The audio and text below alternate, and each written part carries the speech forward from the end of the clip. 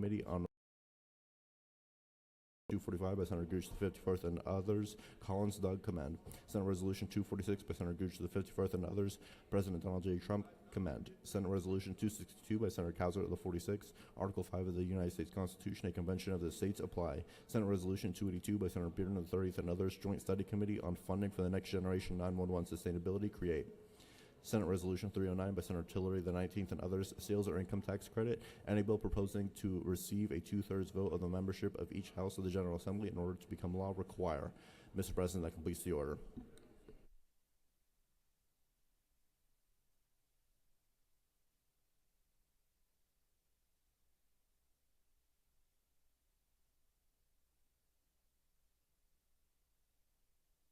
It is now time for the morning roll call.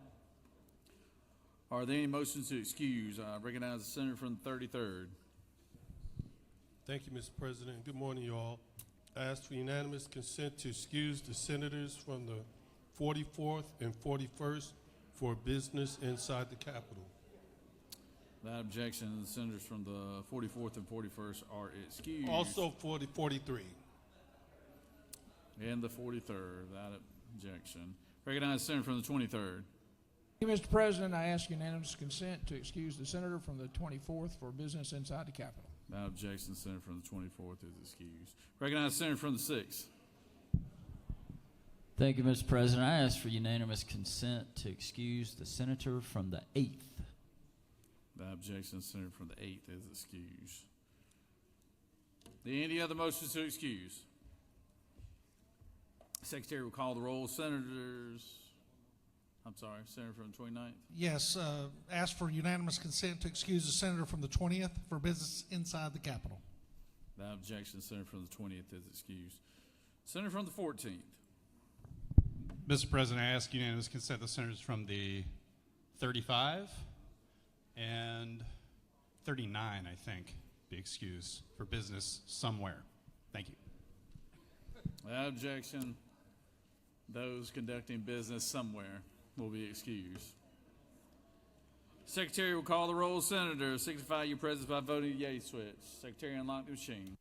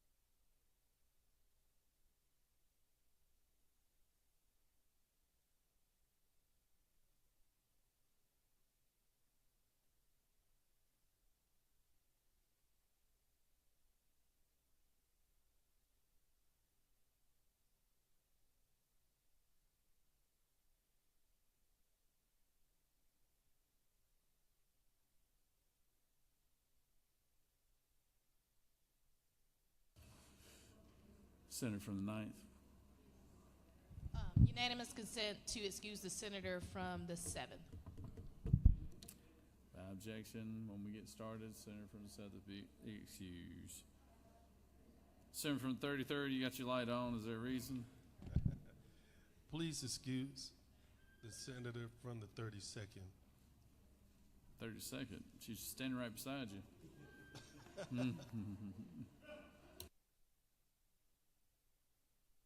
You know, they say this chamber is getting older and older by the day.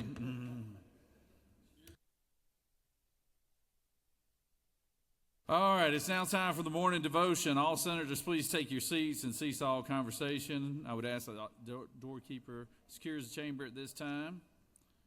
Recognize the senator from the 38th to lead us in our pledge and introduce our chaplain of the day. Senator? Good morning, colleagues. Please stand for the Pledge of Allegiance. I pledge of allegiance to the flag of the United States of America and to the republic for which it stands, one nation, under God, indivisible, with liberty and justice for all. And now the Georgia flag. pledge allegiance to the Georgia flag and the principles for which it stands. Wisdom, justice, moderation, courage.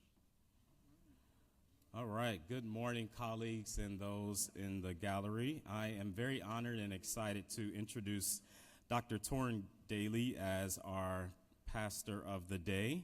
Dr. Daly is a graduate of the Florida State University, where he graduated in 1999 with a bachelor's degree in history. He has completed graduate work at the Interdenominational Theological Center, Morehouse School of Religion, where he earned his Master of Divinity degree with honors in 2003, as well as the historic Payne Theological Seminary, the oldest African-American seminary in the country, where he earned the Doctorate of Ministry degree. Dr. Daly is a member of the W.E.D. Du Bois Honor Society, Florida State University chapter, and Phi Alpha Theta History Honor Society, Florida State University chapter. While at Morehouse School of Religion, Dr. Daly received many awards for his service and academic excellence, and has also been the recipient of numerous accolades for his community involvement, particularly in the area of education, as well as for his work with youth-serving organizations. Dr. Daly is married to Lady Tiffany Nicole Daly. They are the proud parents of two amazing sons, Torrin Nicholas and Taylor Nicholas. Dr. Daly has truly been anointed by God through the power of the Holy Spirit to deliver a word to his people and to minister to their needs. He has shown great energy and enthusiasm for the work God has assigned to him and the place God has stationed him. As he builds on the excellent example of courage, creativity, and surrender, which is the legacy of his father, the late Dr. Charles D. Bailey, he moves on to spread God's message and ministry for generations. Dr. Daly is the pastor of Friendship Community Church, which is also my voting precinct, and I have had the honor and privilege of visiting Dr. Daly in his church. And one thing that really stood out to me was his charge to me from the pulpit to find ways to work together to get things done for Georgia. So I'm just very honored and thrilled to have Dr. Daly here with us today. Everyone, Dr. Torrin Daly.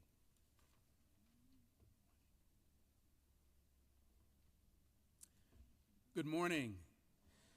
Certainly to Senator Kemp and Senator Jones, and to all those who serve this great state in the Senate, those who are part of the gallery, we certainly praise God for you being here.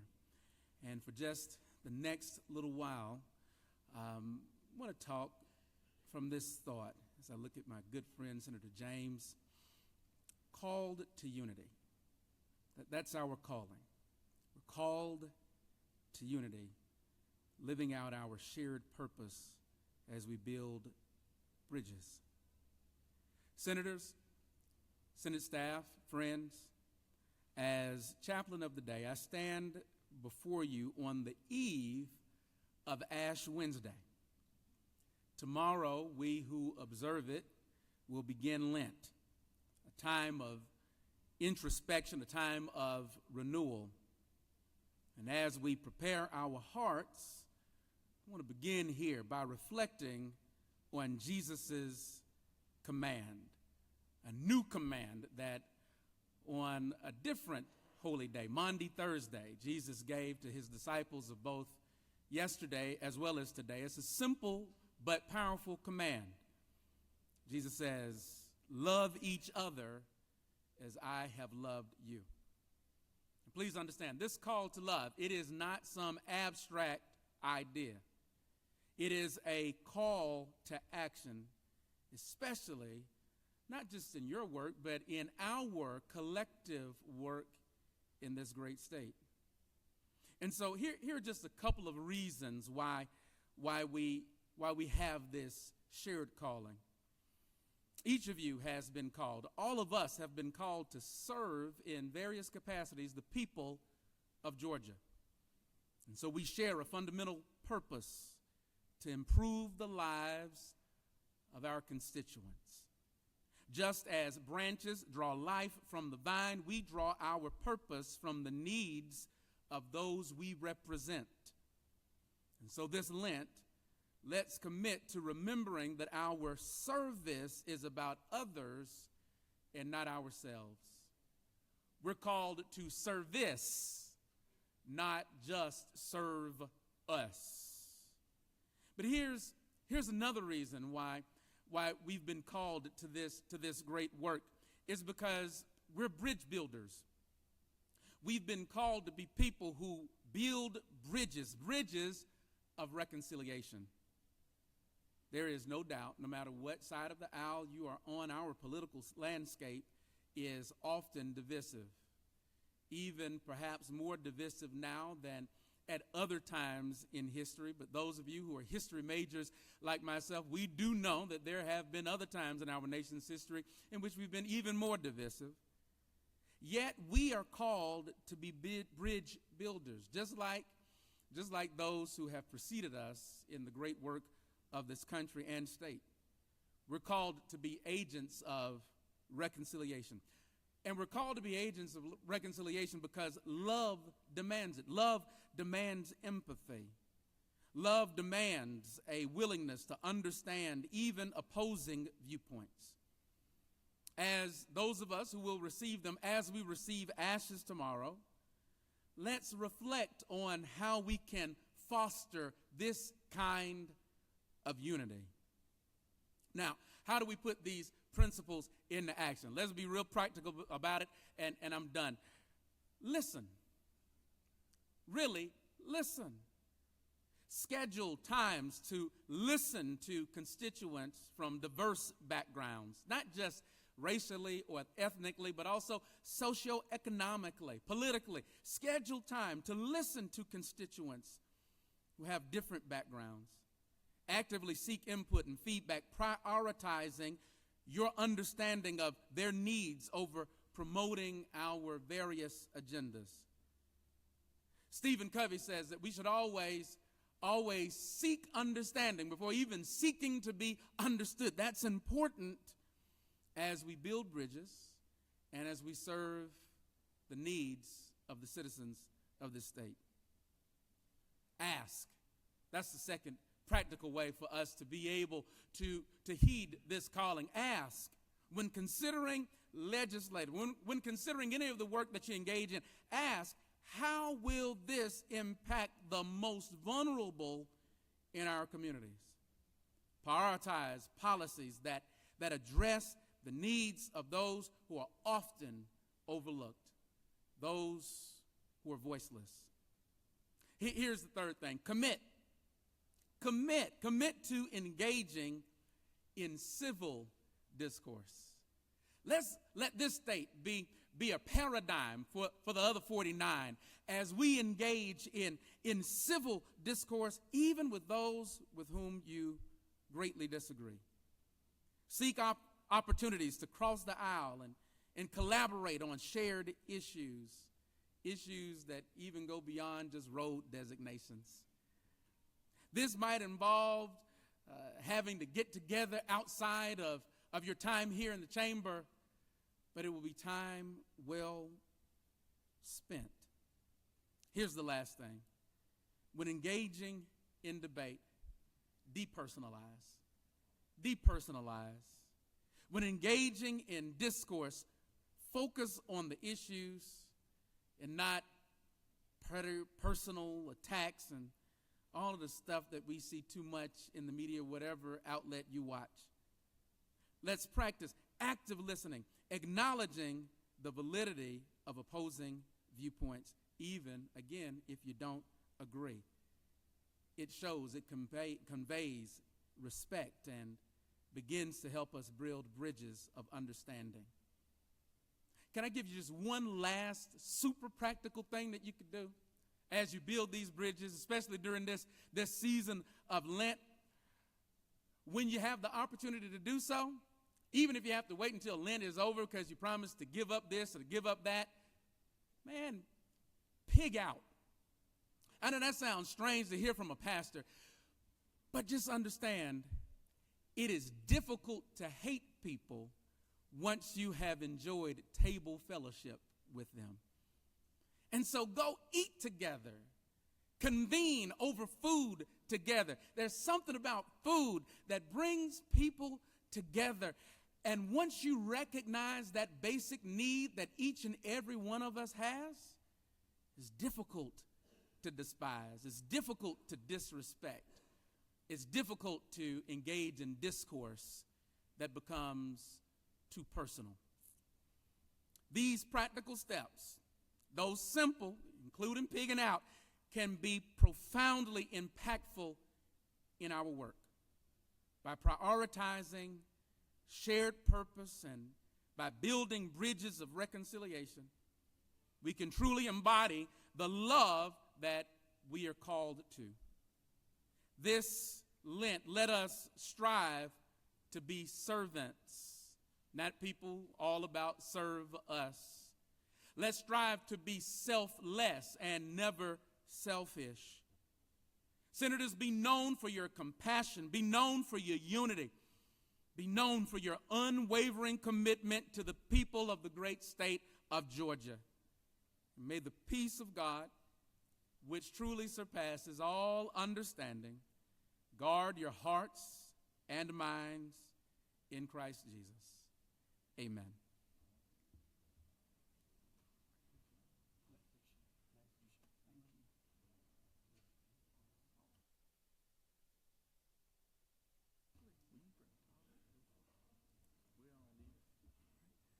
Let us pray. Oh God, our provider, we're so thankful to you for all of your tremendous blessings. Oh God, we ask that you continue to lead us and guide us in the great work that you have for each and every one of us in our various roles and capacities.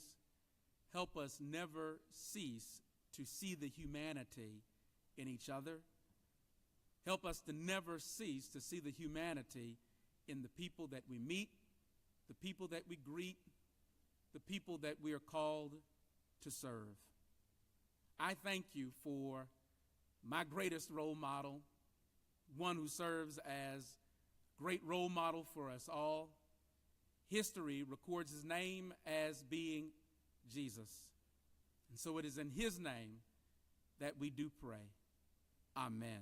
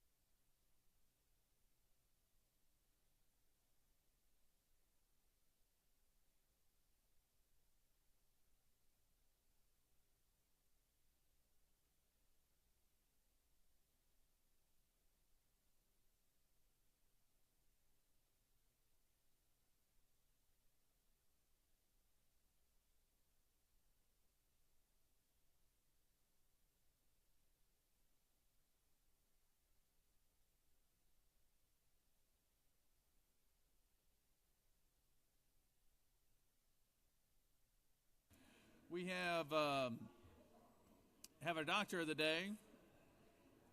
Always. Everybody get everybody's attention so we can recognize our doctor of the day. And I will call on the senator from the 23rd to introduce our doctor of the day. Thank you, Mr. President. Colleagues, it's always good to have the doctor of the day in the chamber. And today I have the honor of introducing you to Dr. Huang Shi. Dr. Shi is a rheumatologist, a physician and scientist at the Medical College of Georgia. She did her medical training in internal medicine at Montefiore Health Systems in New York, and then her rheumatology fellowship at the University of Michigan. She focuses on clinical practices at Wellstar Augusta University. That is the institution that provides health care to my region and my district and my family. Dr. Shi? Hello, everyone. It's my pleasure to serve today, and I really want to take this opportunity to thank all our Georgia government and people to support Medical College of Georgia, especially research and Augusta University. Thank you so much. We will continue work on clinical practice, education, and also research to improve the health care of our Georgia people. Thank you so much. All right. Good job. Good job. Good job.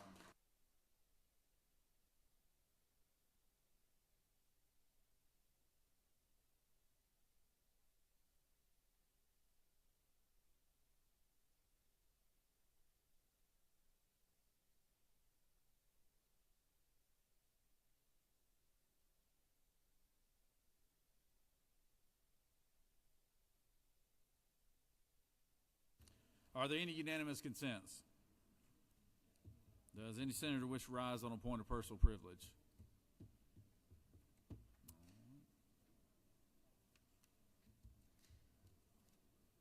Recognize the senator from the 50th.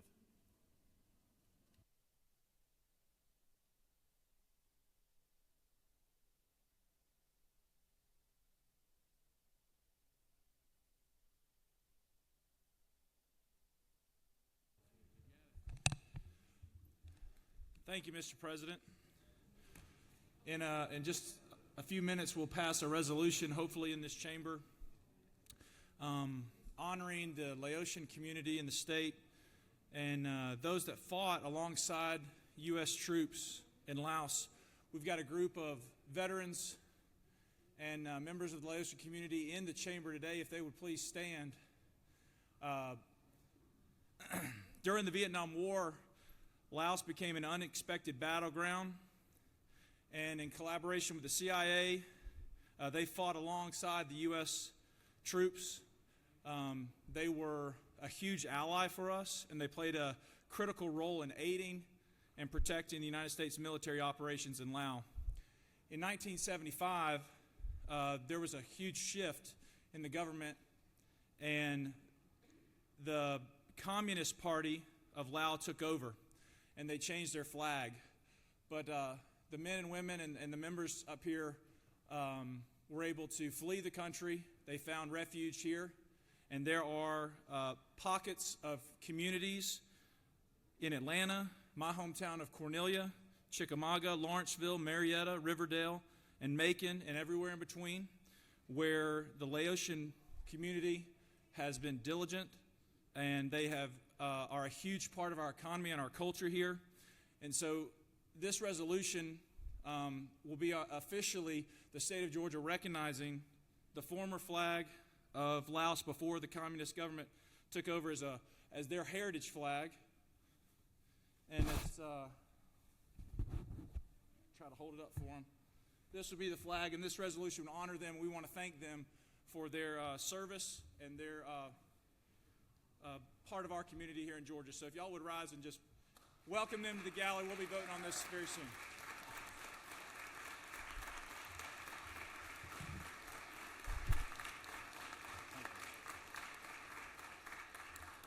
With that, Mr. President, I'll yield the will. Recognize the senator from the 17th.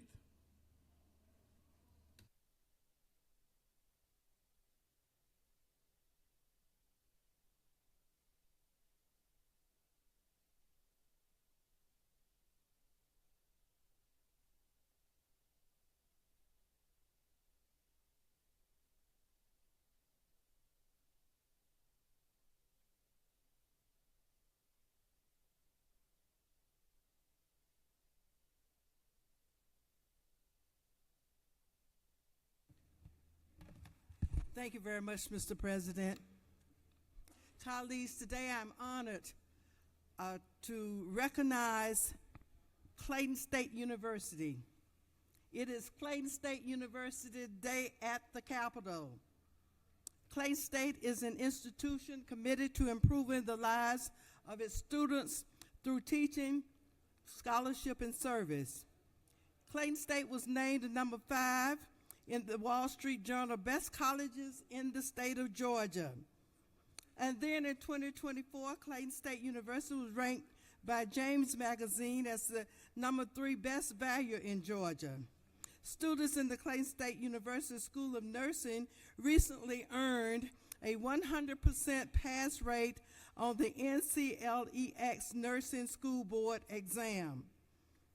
A new master's in teaching in secondary education was established in 2024 through a partnership with DeKalb County to help meet teacher pipeline needs.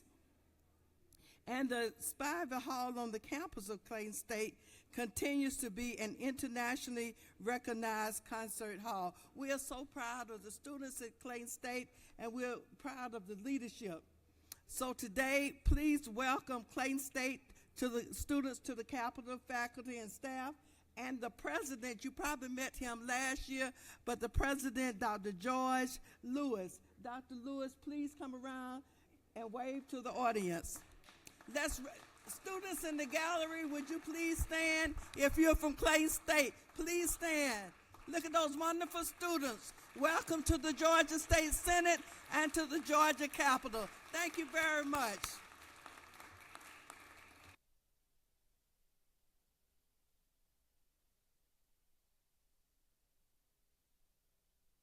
Recognize Senator from the 18th.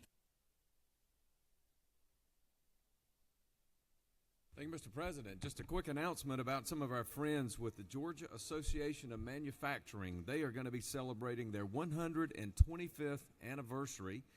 That's quite a milestone. As you probably know, they provide critical advocacy support and other resources to all manufacturers across Georgia. And of course, the manufacturing is such a significant sector for our economy that they are a significant contributing reason as to why Georgia maintains its status as number 1 rank in the country and as the best state in which to do business. They're going to have a little celebration tomorrow morning at 10 a.m. Please join them and our governor celebrating on the South Wing Steps to acknowledge their 125th anniversary. That'll be tomorrow morning. Please join us there. It'll be a good time. Thank you, Mr. President. I yield the well. Thank you, Senator. Anybody else like to rise on a point of personal privilege? Senator from 36.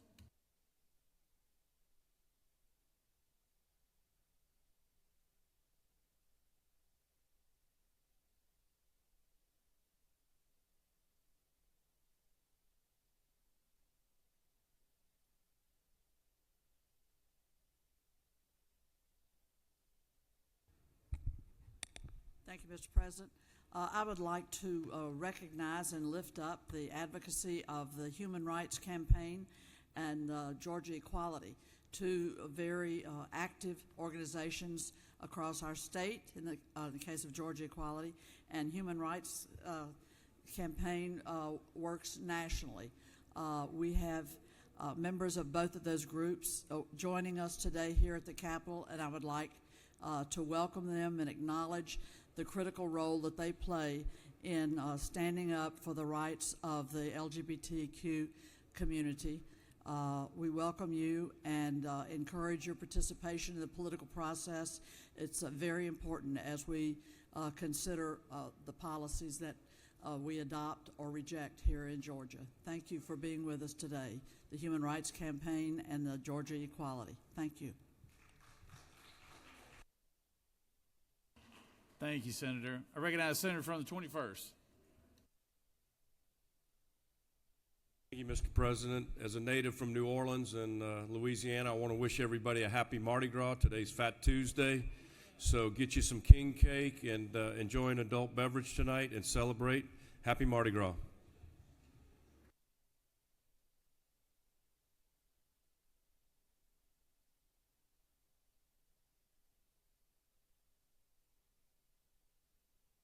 Recognize the senator from the 35th.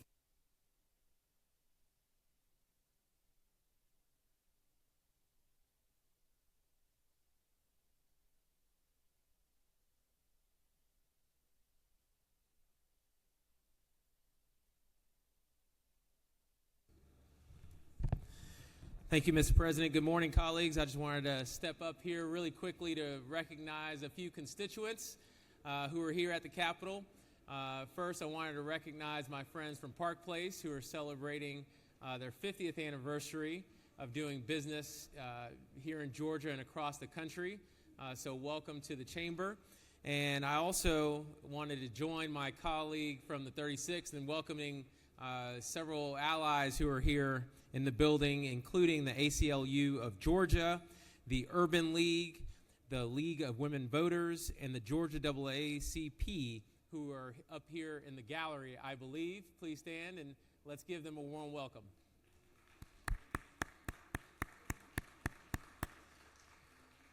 Thank you all so much for being here, and thank you so much for all the advocacy and the work that you do in our communities across this state and across the country. Thank you. And with that, I yield the well.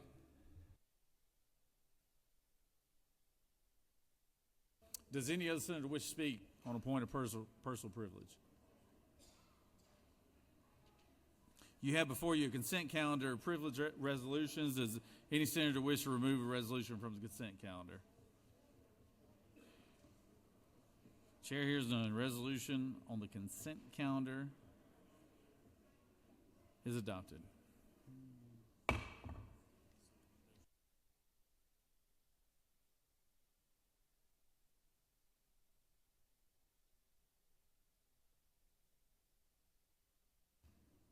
Are there any motions to withdraw or commit?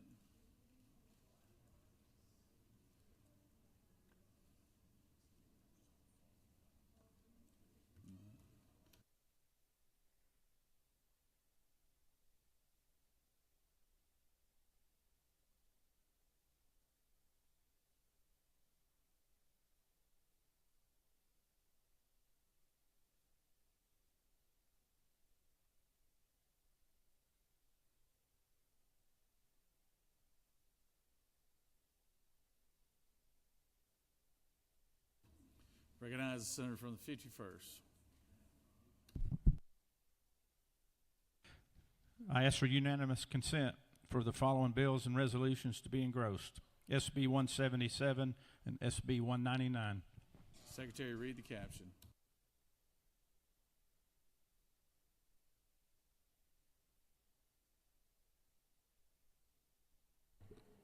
Senate Bill 199 by Senator Watson of the 11th and others. Bill to be entitled an act to amend Chapter 5 of Title 21 of the Official Code of Georgia Annotated related to government transparency and campaign finance so as to provide that the State Ethics Commission shall not accept or reject complaints made against candidates 60 days prior to an election, to revise provisions related to reporting income on personal finance disclosure statements for office holders, to provide that the Commission shall not publicly release home address information in its possession, to revise lobbyist reporting requirements, to make the reporting dates of such requirements more uniform, to provide for related matters, to provide for an effective date, to repeal conflicting laws, and for other purposes.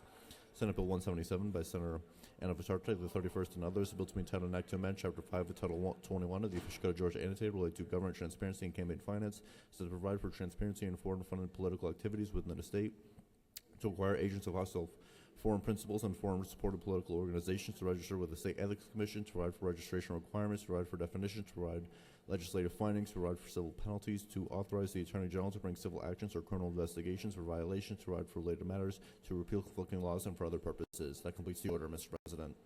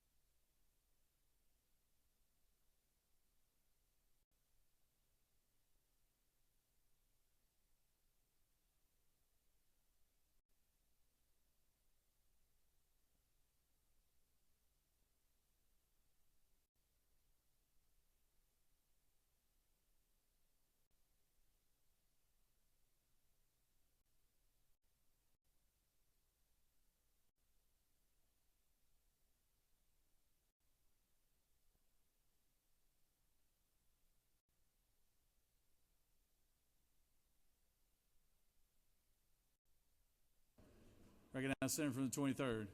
Thank you, Mr. President. I move that unanimous consent to excuse the senator from the 25th for business inside the Capitol. Without objection, the senator from the 25th is excused. The senator has moved of a motion engrossment on SB 177 and SB 199. Is there objection? There is objection. Do either of you wish to speak to your motion or your objection? No? Everybody waves? Okay.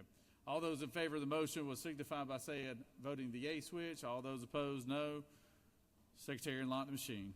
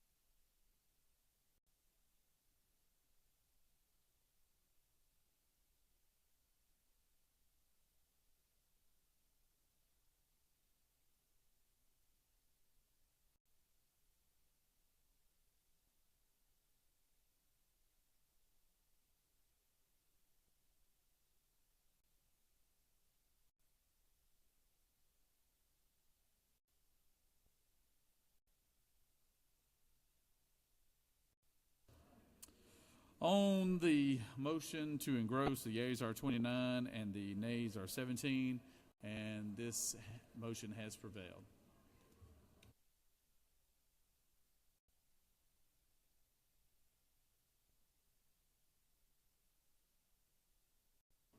All right, heading to the rules calendar. Secretary, please read SR 8. Senate Resolution 8 by Senator Ann Vitarchi, the 31st, and others. Resolution honoring the life and memory of Deputy Brandon Cunningham and dedicating an intersection in his memory and for other purposes. Mr. President, Senate Committee on Transportation recommends that this resolution do pass by substitute. Respectfully submitted, Senator Dolezal, Chairman. Mr. President, Senate Committee on Transportation offers the following substitutes to Senate Resolution 8, a resolution dedicating certain portions of the state highway system and for other purposes. That completes the order, Mr. President.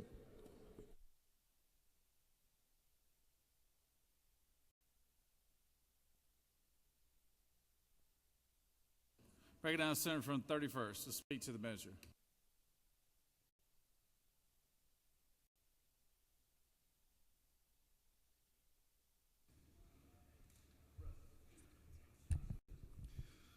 Thank you, Mr. President. Good morning, everyone.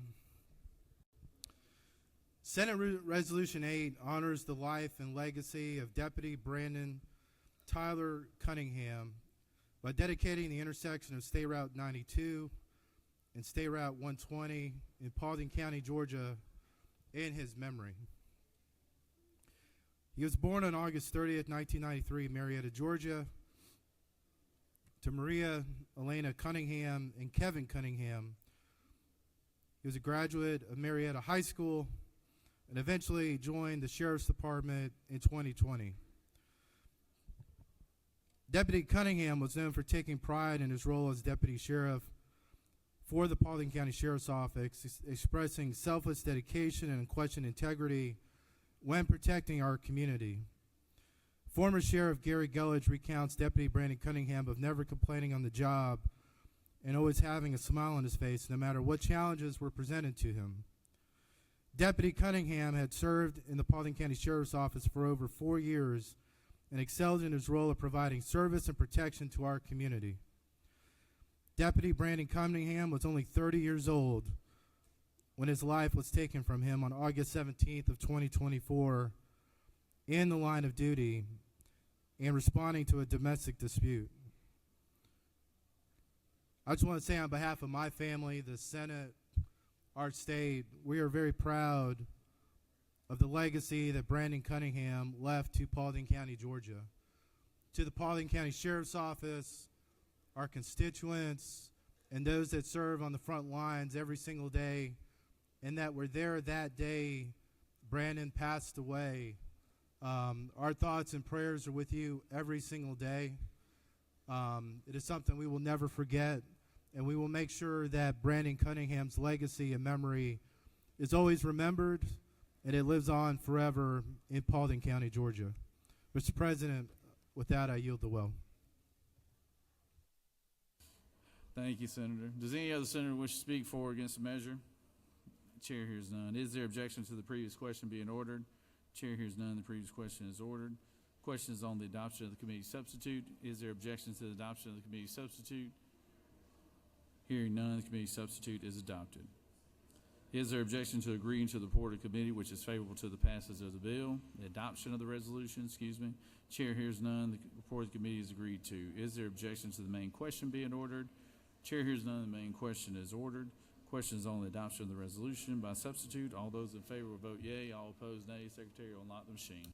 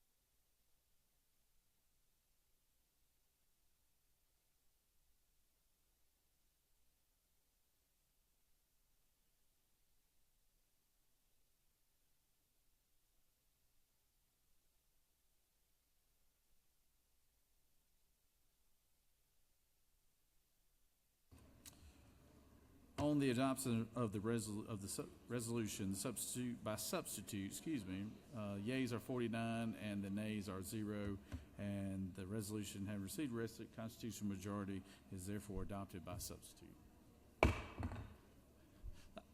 Quick little thing, let me get everybody's attention real quick. I know we're missing one of our members, Senator Huffstetler. One of his family members was involved in an accident this morning, so y'all keep your thoughts and prayers in mind because don't know how serious the accident was. Just know he had to leave here early to go see about things, and so hopefully it's not severe. But anyways, if y'all might want to keep him in your thoughts and maybe give him a text and encouragement and everything. Check on and see if we need to do anything for him. All right, thank y'all.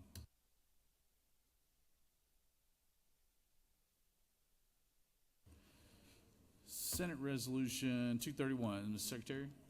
Senate Resolution 231 by Senator Albers with 56 and others, a resolution honoring the life of Officer Jeremy Laban and dedicating an interchange in his memory and for other purposes. Mr. President, Senate Committee on Transportation recommends that this resolution to pass. Respectfully submitted, Senator Dolezal, Chairman. That completes the order, Mr. President.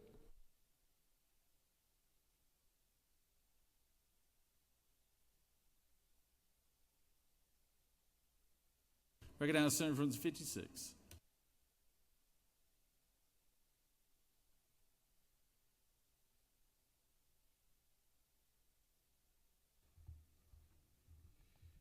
Thank you, Mr. President. I bring before you Senate Resolution 231 on behalf of the delegation from the City of Roswell, the Senator from the 14th, the 21st, and myself, to honor the life of Officer Jeremy Labonte, where we will rename the Georgia 400 Holcomb Bridge Road interchange in his honor. To forever remember this hero, a husband, a brother, a son, and a friend.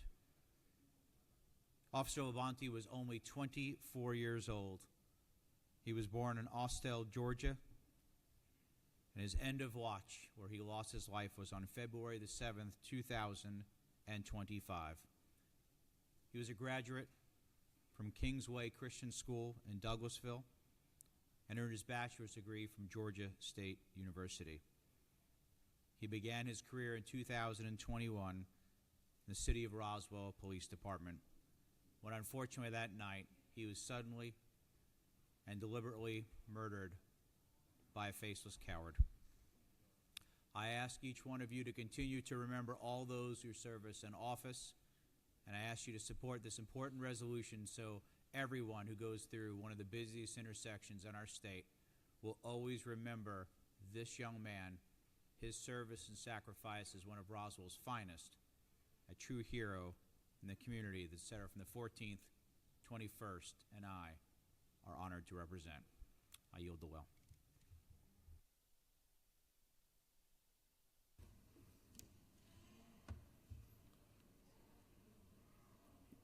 Anyone else wants to speak for or against the measure? Hearing none. Does any other senator wish to speak against the measure? The chair hears none. Is there objection to the previous question being ordered? Chair hears none. The previous question is ordered. Is there objection to agreeing to the report of the committee, which is favorable to the adoption of the resolution? Chair hears none. The report of the committee is agreed to. Is there objection to the main question being ordered? Chair hears none. The main question is ordered.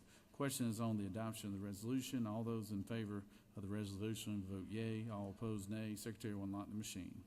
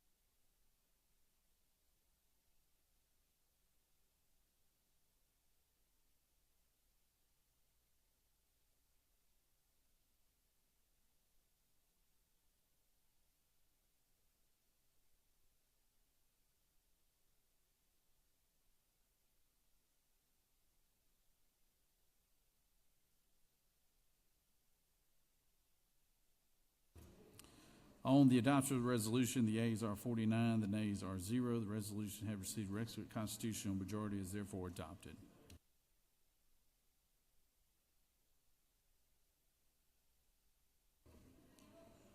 Moving on to Senate Bill 193. Secretary Reed, Senate Bill 193.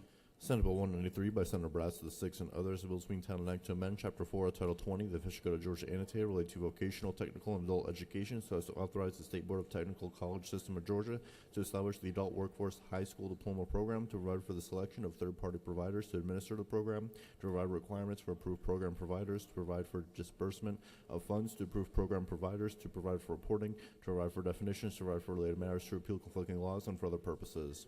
Mr. President, the Senate Committee on Higher Education recommends that this bill do pass by substitute. Respectfully submitted, Senator Burns, Chairman. Mr. President, Senate Committee on Higher Education offers the following substitutes to Senate Bill 193, bill to be entitled an act to amend Chapter 4, Title 20, the Official Code of Georgia Annotated related to vocational, technical, and adult education, to authorize the State Board of Technical College System of Georgia to establish the Adult Workforce High School Diploma Program, and for other purposes. That completes the order, Mr. President. Senator from the 43rd, for what purpose do you rise? I rise, Mr. President, to ask for unanimous consent to excuse the senator from the 26th. Without objection, the senator from the 26th is excused.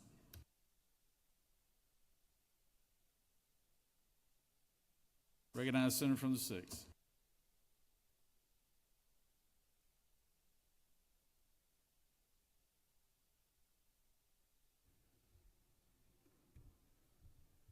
Thank you, Mr. President. Colleagues, I bring to you Senate Bill 193, the Adult Workforce High School Diploma Program. This simply picks up where our technical college leaves off. Technical college currently is allowing people from age 16 to 21 to go back to get their high school diploma. This allows people from the ages of 21 to 40 to go back and do the same. And the way the structure is, you can see in lines 117 through 131, the pay structure. Most of the payments are done on towards the back end of the program, really encouraging the program to get their money based on success. So I encourage your favorable consideration of Senate Bill 193. I'll yield for questions. You have no questions, Senator. Thank you. Senator from the 15th. Unanimous consent to excuse the senator from the 26th. He's already been excused, Senator. Does any other person wish to speak for or against the measure? Chair hears none. Is there objection to the previous question being ordered? Chair hears none. Previous question is ordered. Question is on the adoption of the committee substitute. Is there objection to the adoption of the committee substitute? Hearing none, the committee substitute is adopted. Is there objection to agreeing to the committee, which is favorable to the passage of the bill? Chair hears none. Committee is agreed to. Is there objection to the main question being ordered? Chair hears none. The main question is ordered. All in favor of the bill vote yea. All opposed nay. Secretary, unlock the machine.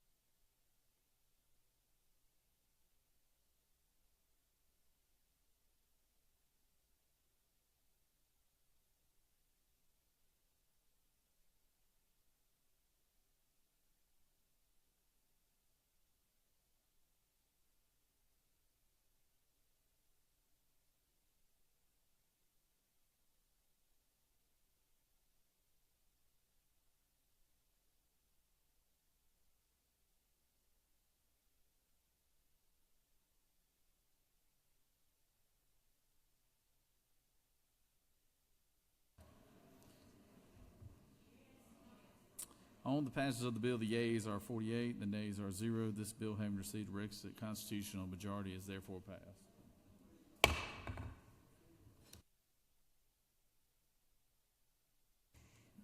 Moving on to Senate Bill 199.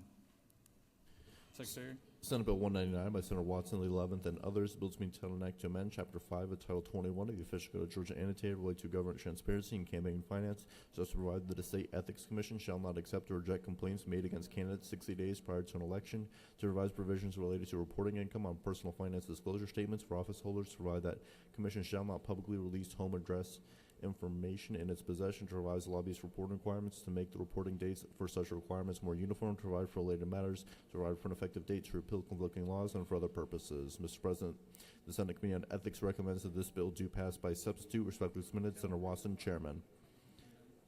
Mr. President, Senate Committee on Ethics offers the following substitute to Senate Bill 199, a bill to be entitled an act to amend Chapter 5 of Title 21 of the Official Code of Georgia annotated related to government transparency and campaign finance, so as to provide that the State Ethics Commission shall not accept or reject complaints made against candidates 60 days prior to an election, to provide that campaign and personal finance disclosure reports for local elected officials shall be filed with the Commission instead of locally, to provide that certain local officials shall affirm their duty to complete all statutorily required training, and for other purposes. That completes the order, Mr. President. Recognize Senator from the 11th.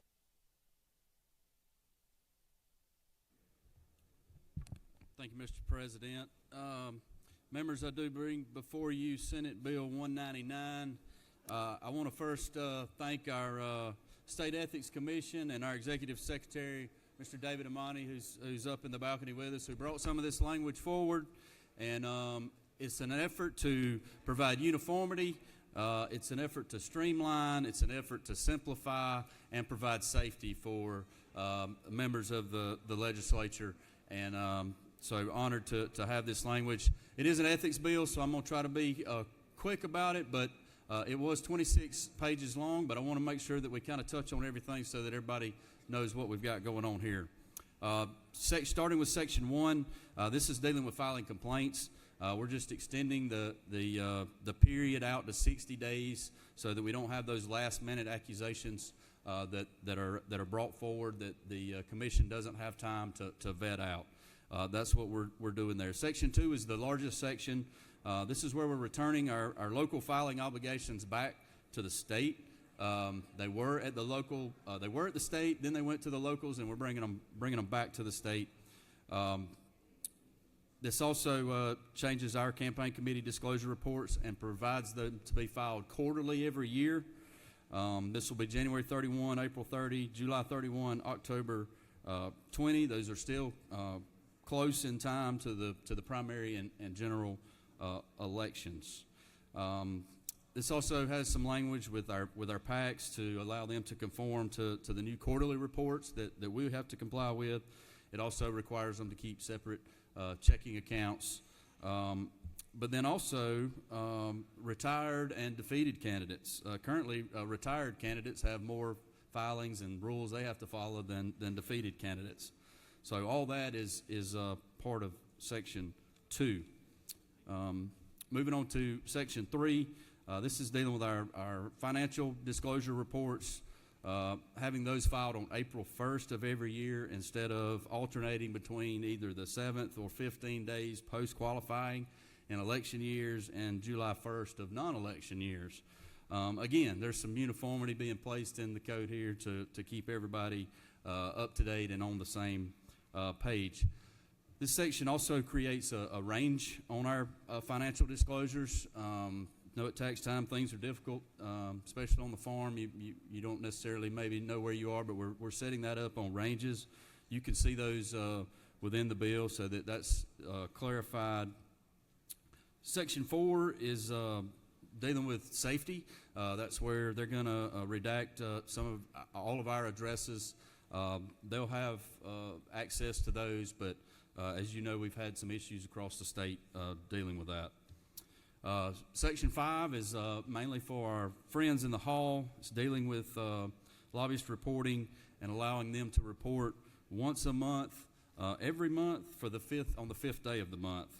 And then we're collapsing all those into one report. So if they don't get it in this month, they're going to get it in next month.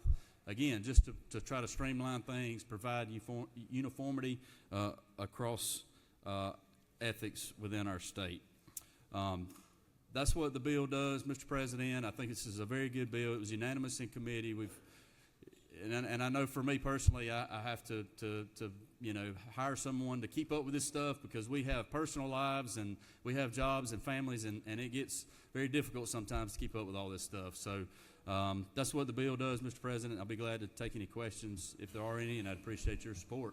You do have one question here, Senator. I recognize the Senator from the 27th. Yes. Thank you, Mr. President. Senator Yield. Yes, sir. I have a question about Section 3, the breakdown on income.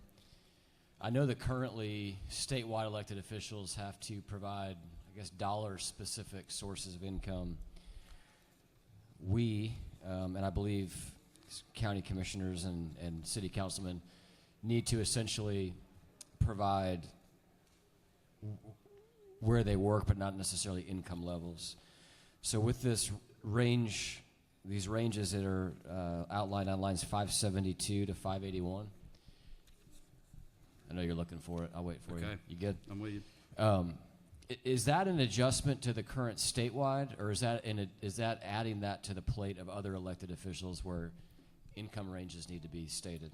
This is just statewide. It's my understanding. Do you further yield? Yes, sir. Just make sure I understand. So for the statewide that currently have to do it to the dollar, we're putting them in a range scenario. We're not changing that for any other elected official. Correct. Thank you, Senator. All right. Mr. President, if there are no other questions, I'll be glad to yield the well, and I greatly appreciate your support. This is a good bill. Thank you. Does any other senator wish to speak for or against the measure? Chair hears none. Is there objection to the previous question being ordered? Chair hears none. The previous question is ordered. Question is on the adoption of the committee substitute. Is there objection to the adoption of the committee substitute? Hearing none, the committee substitute is adopted. Is there objection to agreeing to the report of the committee, which is favorable to the passage of the bill? Chair hears none. Report of the committee is agreed to. Is there objection to the main question being ordered? Chair hears none. Main question is ordered. Question is on the passage of the bill by substitute. All those in favor vote yea. All opposed, nay. Secretary, unlock the machine.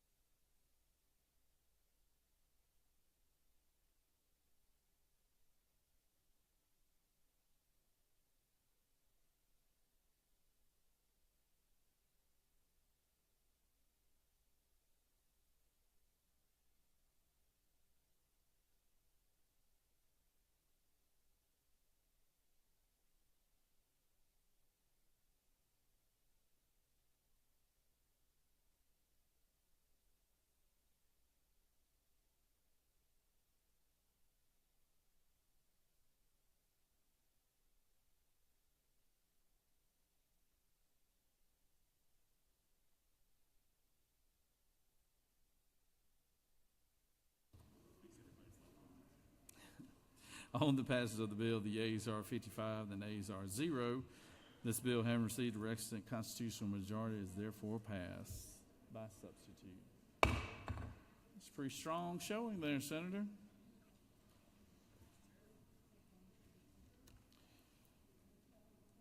Secretary reads Senate Bill 91.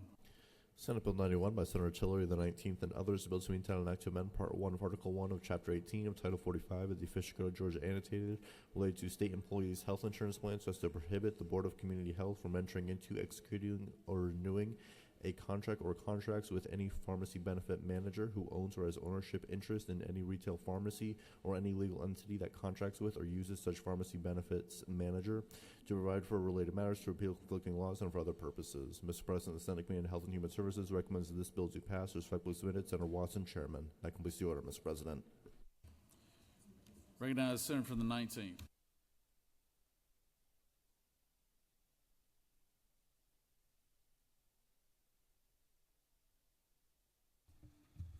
Thank you, Mr. President.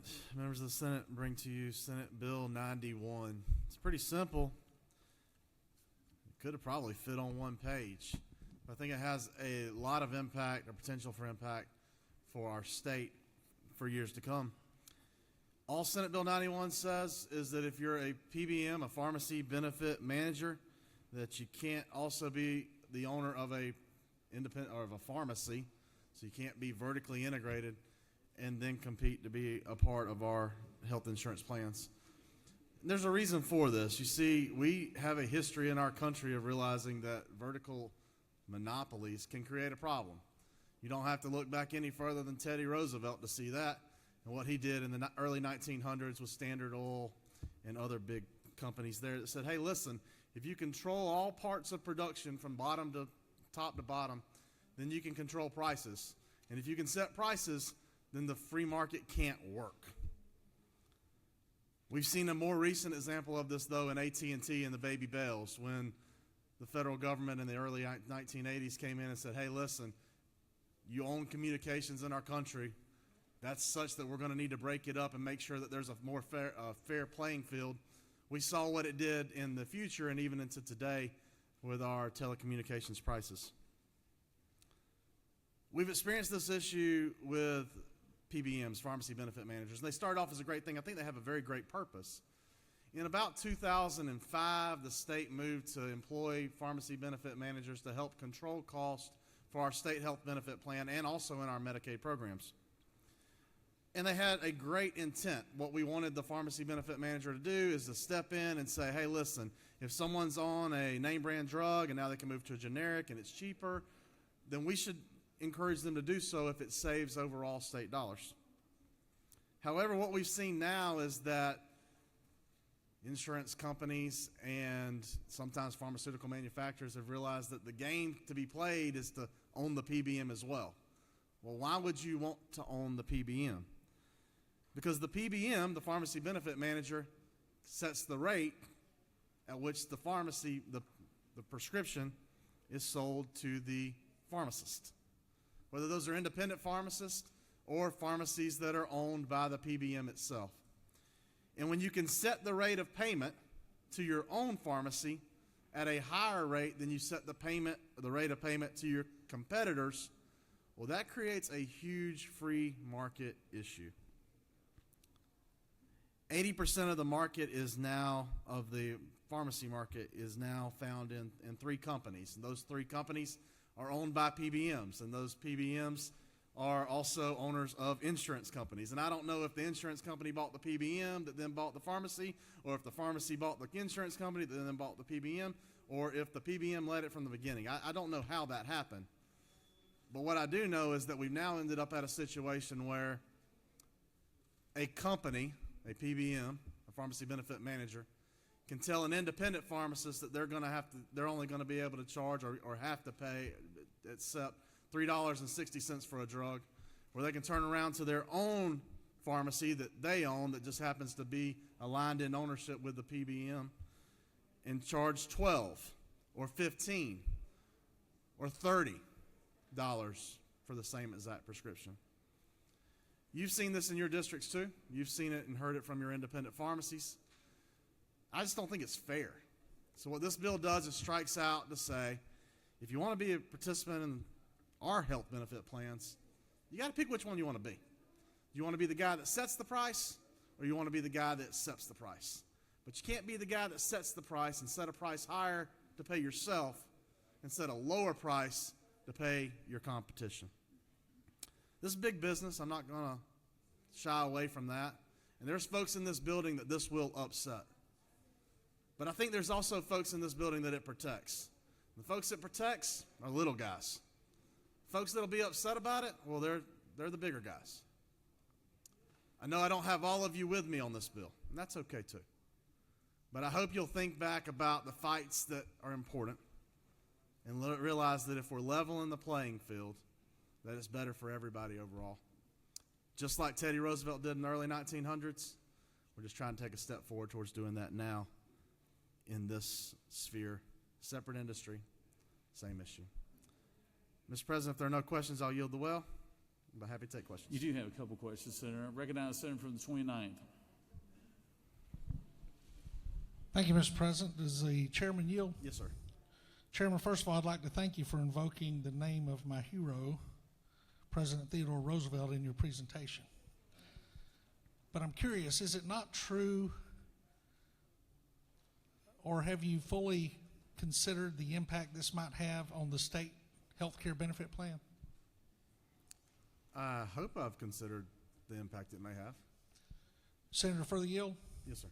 Senator, could you tell us what impact it would have as far as who would be able to bid on the health care benefit plan? Yeah, it would say if you own the retail pharmacy and you're a pharmacy benefit manager that you can't. What I hope would happen is that those companies that do own both would decide which one they want to be, or potentially insulate themselves by splitting off and making sure that they had walled off with, some people call it in business, a Chinese firewall, so that they would not be able to negotiate with their own companies to pay them more than they're paying those who aren't necessarily associated with their own companies. Thank you. Do you further yield? Yes, sir. So, Senator, let's say your hypothetical does not happen, that the individual groups stay as are. Would that, do you feel, knowing the lay of the land as you do working on this bill, would there possibly be limited amount of individuals or companies that would qualify to bid on the state health care benefit plan contract? There could be, but I think the dollars involved in the state health benefit plan are why this would not, well, why your scenario would not occur. The state health benefit plan is a billion-dollar contract. So what we would want to have happen, and what we think would happen, is since you've got so much dollars at play there, those companies would then insulate themselves from their PBM. They'd do that Chinese firewall, so that the PBM could not set the price for the retail pharmacy owned by the same company at a higher rate than it sets the retail price for those who aren't in vertical integration with that monopoly. Thank you, Senator. Do you yield for one more question? Yes, sir. But, Senator, is it not true that these companies represent states and others throughout the United States? So our state health care benefit plan is only one small piece of their overall business model. So the fact that they would lose a piece of that, and we look at the billions of dollars that Big Pharma makes every year, and that our insurers make every year, and that other components of this monopoly, as you call it, of health care throughout our country that I think we've gotten somewhat accustomed to, Georgia really wouldn't factor in that big of a part of their business return on investment if they're not able to do one health care benefit plan. Is that not a real possibility? I think it's a possibility, but I don't think it has a high probability. Thank you, Mr. Chairman. I appreciate your time. Yes, sir. Recognize the Senator from the 20th for a question. Thank you, Mr. President. Would the Senator yield? Yes, sir. Senator, thank you for bringing this bill. This is a conversation that certainly needs to be had, and it's certainly a conversation we've had over the last, I would say, at least 6 years in this body. I am not a fan of PBMs because of the lack of transparency and the rebate schemes and the gaming of the system, and the fact that it puts our independent pharmacies oftentimes at a major disadvantage. So I applaud you for bringing the bill. I think your idea of firewalling off the PBMs that own pharmacies is a good approach to require that type of firewall, and so that they can't manipulate things to their advantage at the detriment of independent pharmacies. I am going to get to a question in a minute. I am aware, though, however, isn't it true that independent pharmacies also avail themselves of pharmacy benefit managers because of the cost savings that you spoke to? And if they are availing themselves of pharmacy benefit managers, then they can't bid on it either. I tried to be fair across the floor. Would you further yield, Senator? Yes, sir. I think you told us just a few minutes ago that this pharmacy benefit manager owning pharmacies now controls about 80% of the market. Is that what you found?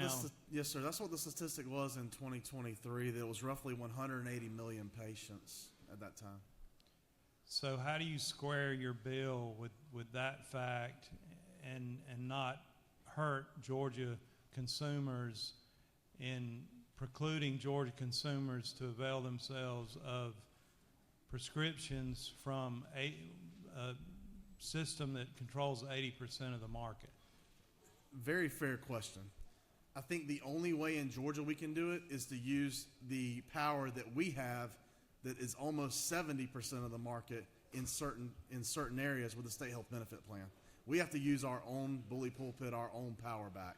So that's what this bill seeks to do.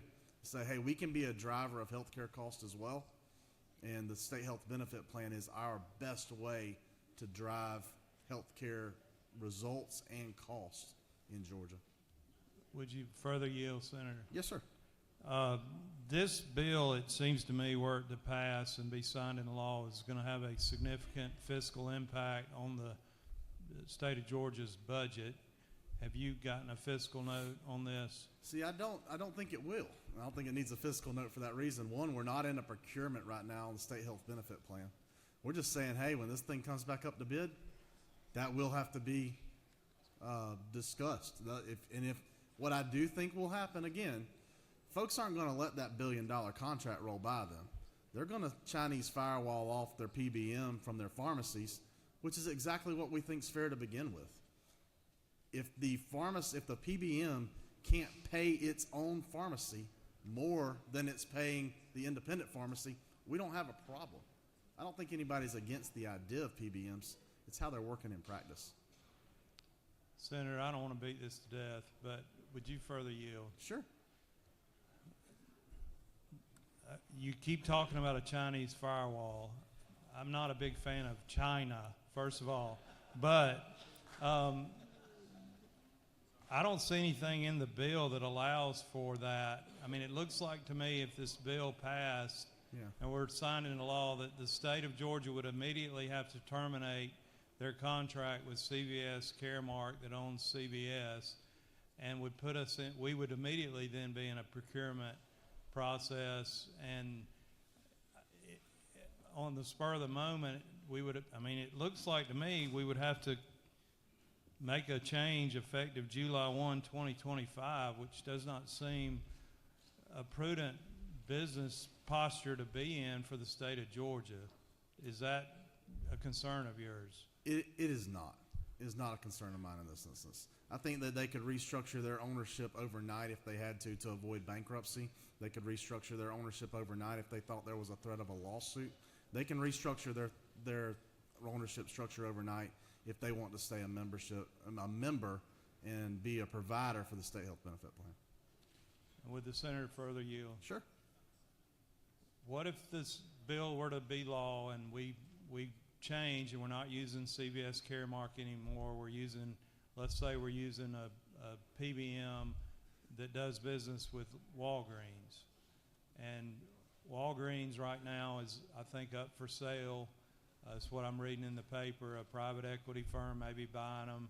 What if during the middle of a fiscal year, all of a sudden Walgreens gets bought by a private equity firm that also owns a PBM, and we are in a, I mean, it just seems like it's going to put the state of Georgia in a precarious position to me. Does that bother you? No, sir. And the reason why it doesn't is because of the why we're here. If the PBMs had not already been vertically integrating and setting prices such that their own retail pharmacists benefited at the expense of independent pharmacists, the ones that are sponsoring our T-ball teams, the ones that are sponsoring our chambers of commerce, then we wouldn't be here. So I kind of think they've put us in this position, not us putting ourselves in this position. Last question, Senator, Sure. if you would yield. Isn't it true that I love the trust-busting mantra, and I love Teddy Roosevelt, and I love you? And I love the intent of what you're doing here, but I just think it's the wrong way to go about it. If you say that that's how you feel, then I have to believe you, Senator, and I'll sit down beside you and still be your friend. Thank you. Well, that is so sweet. Recognize Senator from the 26th. Well, Senator Yield, Yes, sir. isn't it true that most of us use our private pharmacies around the state? We have relationships and everything else with them. I think a lot of people do, but I mean the statistics will show us that 80% of the market's in those four big ones. Isn't it also true that these pharmacies get most of their medications from the large pharmaceutical companies? I think that's probably true. And it also true that they will charge the independent pharmacists more than what they sell it for, and they are operating what the prices are to the constituents of those folks who go to the drugstore. The price is set with the pharmacy benefit manager, yes, sir. So, Mr. President, if there are no further questions, I'll yield the well. I think the members here have spoken pretty clearly. They understand that there's some price fixing involved that we're trying to break up. And I ask your help in doing so, and thank you so much for hearing me today. You have no further questions, Senator. Yield the well. Does any other senator wish to speak for or against the measure? Chair hears none. Is there objection to the previous question being ordered? Chair hears none. The previous question is ordered. Is there objection to the report of the committee which is favorable to the passage of the bill? Chair hears none. The report of the committee is agreed to. Is there objection to the main question being ordered? Chair hears none. The main question is ordered. Questions on the passage of the bill. All those in favor will vote yea. Opposed, nay. Secretary, unlock the machine.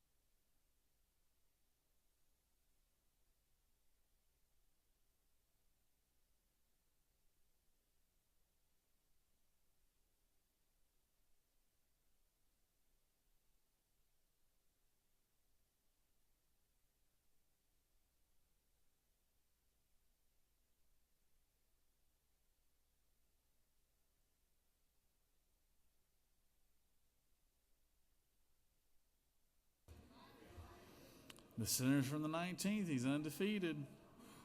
On the passage of the bill, the yeas are 52, the nays are 2. This bill, having received requisite constitutional majority, is therefore passed.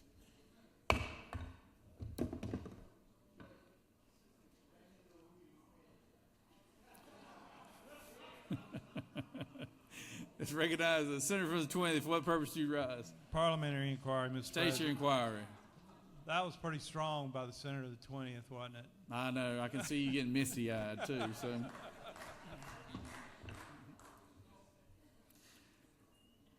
moving on, Senate Bill 36.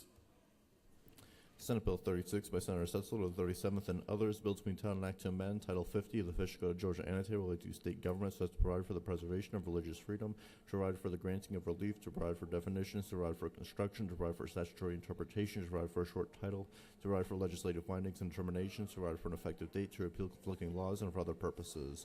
Mr. President, Senate Committee on Judiciary recommends that this bill do pass. Respectfully submitted, Senator Strickland, Chairman.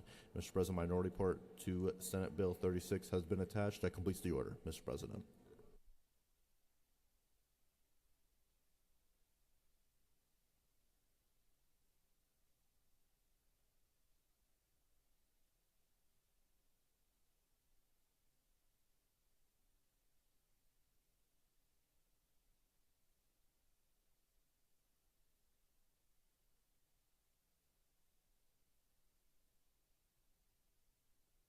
Recognize senator from 37th.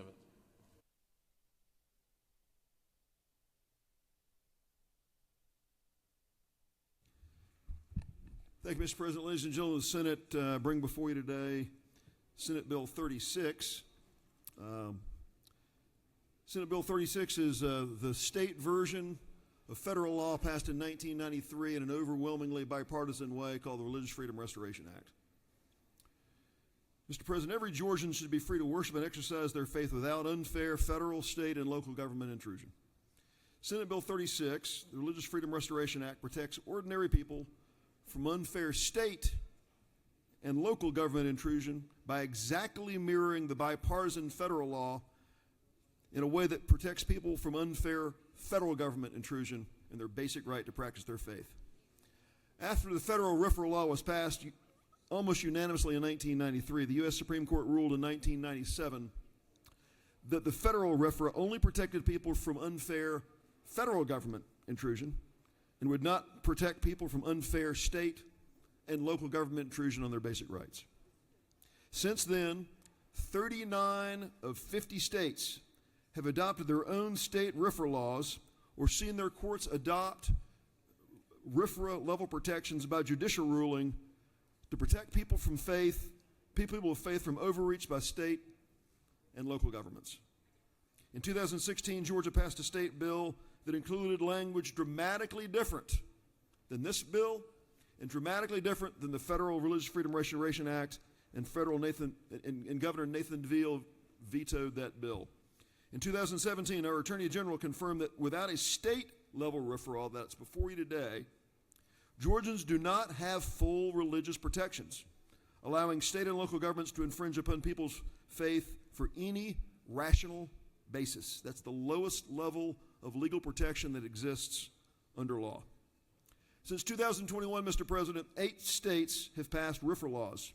In 2024, just last session, Utah, Iowa, and Nebraska passed RFRA laws by near unanimous majorities. And in 2025, just yesterday, the Senate in Wyoming passed a Religious Freedom Restoration Act, essentially the same language that is before you today, by a vote of 28-3. Matched with the Wyoming House's action 3 weeks ago, 57-3, passing the same language. Georgia is the only state in the nation, that has a Republican House, Senate, and governor that does not have these basic religious protections. And many states that are blue states have these as well. It's not only Republican states that have these protections. RFRA puts their First Amendment right of free exercise on the same level of protection as the First Amendment rights of speech, assembly, and press by simply creating a judicial balancing test to weigh out the facts and cases to make sure that a person's right to practice their faith versus government powers is matched and balanced and brought together in the fairest way possible. Under RFRA, before a government can force a person to violate their faith, it must show it has a compelling government interest, and in doing so, and accomplish its government purposes, It'll do it in the least restrictive means possible. Mr. President, the map before you here shows the states in green that have RFRA protections. The states in dark green are those that have enacted it by statute. Those in the lighter green are those that have their Supreme Courts have enacted RFRA level protections by judicial ruling. So what you see before you is where Georgia stands. We stand alone for millions of square miles around us of having these basic protections for people of faith. Mr. President, I have with me here a letter sent by law professors, 11 law professors. I'll name them. Law professors from Georgetown University, Princeton, Stanford, University of Virginia, Notre Dame, and Harvard. Have this available for anyone to take a look at. Specifically asking this legislature to act on Senate Bill 36 so that citizens of Georgia can be protected from state and local governments' unfair intrusions on their rights exactly as we're protected from unfair federal government intrusion. Mr. President, I'm not going to spend a whole lot of time in the well. I'll be able to come back perhaps later and answer questions that are raised. But I'll tell you, if you're watching this over the internet or you're here in person today, I'm really disappointed at the tenor that I've heard from the minority party. I've got the minority party's letter here today, their minority report, that's making accusations that are just sadly false. They raised this question of a comprehensive civil rights statute. In fact, it was raised, it'll probably be talked about here in the next couple of minutes by members of the minority party. They came to us in committee and said, hey, in addition to RFRA, let's enact an entire comprehensive civil rights framework for the state of Georgia. Well, ladies and gentlemen, the minority party has had the opportunity to propose comprehensive civil rights reforms for our states for years and years and years and years and years. Why is it that they're waiting for a bill that exactly mirrors our federal statute, that our governor, Brian Kemp, has worked with us very closely to craft the language for, to provide this careful balance, to ensure that there's no inappropriate discrimination, to ensure that judges can't be sued. In fact, the bill before you today, ladies and gentlemen of the Senate, Senate Bill 36, actually includes language provided to us last year, or a concept provided to us last year by, of all groups, the American Civil Liberties Union, to ensure that nothing in the statute could in any way be construed to affect the Establishment Clause, somehow establishing an official state religion at the state level. That's the language they ask us to consider is in this bill, because this is a consensus bill. There's nothing hidden in this. But ladies and gentlemen, as you hear the debate today, I regret to tell you, you're going to hear all kinds of wild claims. You're going to hear claims, as I read the minority report, harmful, mean. The vast majority of Georgians oppose this. I will tell you, ladies and gentlemen, if you ask the vast majority of Georgians and you poll this, more than 95% of Georgians think this is already the law.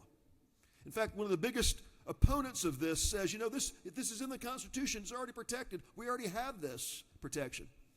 Well, ladies and gentlemen, we know that without this legislature acting and enacting Senate Bill 36, citizens, your constituents, red districts, blue districts, balanced districts, all over our entire state, do not have the basic right to practice their faith and have protections from cities, counties, public schools, and public universities without this legislature acting on this bill. Ladies and gentlemen, I may have the opportunity to close the debate later and share some specific examples, but I will wrap up my remarks here by sharing this with you. How does RFRA work? There was a boy in kindergarten. He was a Native American boy in Texas a number of years ago. He had long, traditionally styled hair. And the school system in his community said, boys can't wear long hair like that in our community. Well, the parents were Native Americans that said, wait a minute, this isn't fair. This is our Native American, this is our right to do this. This is traditionally styled hair. And they sued under the Texas RFRA law. Well, this balancing test was applied. They looked at the school's powers and interest and looked at this family's claim, and they said, you know what? There's not a compelling interest to require a Native American family to make their kindergarten son cut his hair. If girls can have long hair, Boys can have long hair. So the family won. A Native American family brought this case in Texas and demonstrated that having a RFRA law in place makes the government have the burden of proof to make boys cut their hair versus girls cut their hair. Those rules didn't stand up to this compelling state interest test. The second last case I'll share with you, Mr. President, and members of the Senate, is a case in Florida which talks about the other part of the RFRA statute. RFRA requires government to provide a compelling governmental interest, a real reason if they're going to impose on your faith, as we saw in this case of this Native American boy with his long hair. But the second thing RFRA does, it makes government act in things that it does have to deliver on in the least restrictive means possible. In Florida, who also has a RFRA law, a young lady was going to get her driver's license, and she was denied because she wouldn't remove her face veil for her driver's license photo. Now, her particular sect of Islam led her to the sincerely held belief that women don't remove and show their face to men that are not members of their family and in public.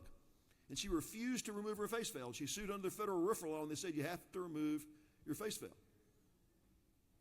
You know what the RFRA law said when they went to court? They looked at this and said, you know, ma'am, there is a compelling government interest to make you remove your face veil.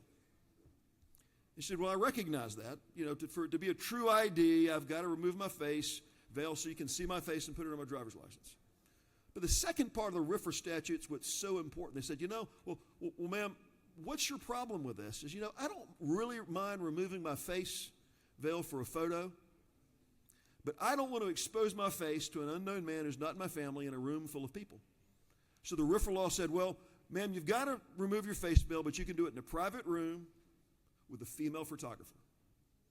Least restrictive means possible. This balancing test was not a guaranteed win for this person of faith to get what she wanted, but it made government accommodate her in reasonable, fair ways where they could accommodate her interest to not expose herself to men and the public outside of her family, but also get the face on her driver's license in a way that supported public safety and real ID.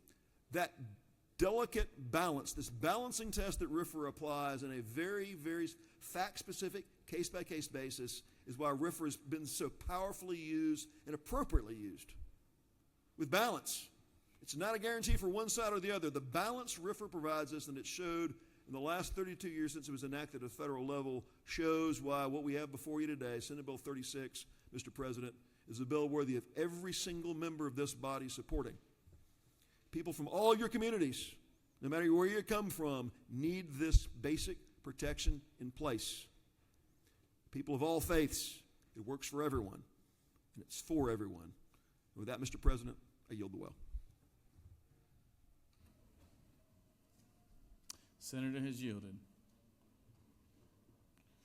Senator from 13th, would you like to speak, or you just had a question? He's all right. So we have two speakers. Who's doing the minority report? Senator from the 35th or the 38th? All right, Senator from 38th, you're up then.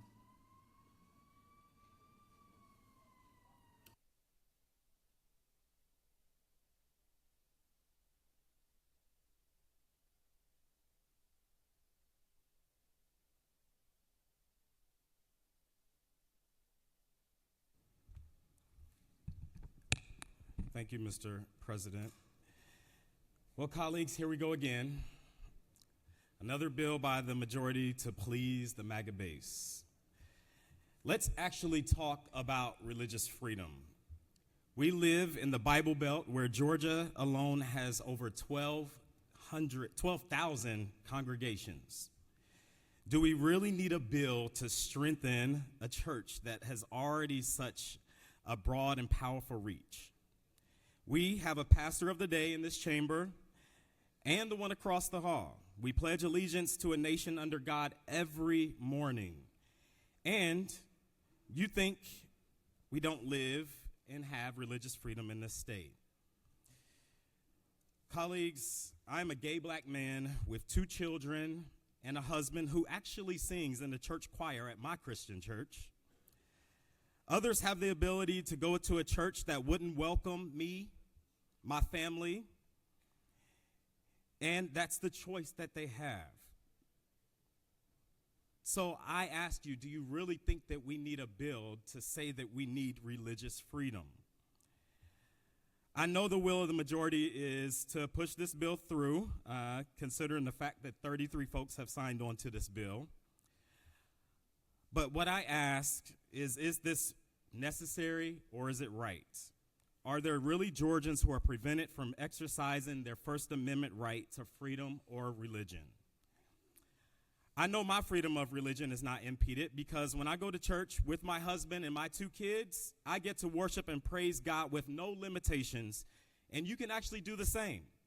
Nothing prevents you from worshiping God in your way. Nothing prevents any Georgian from worshiping any religion. The only thing this bill does is allows people to use their religion as a free pass to discriminate.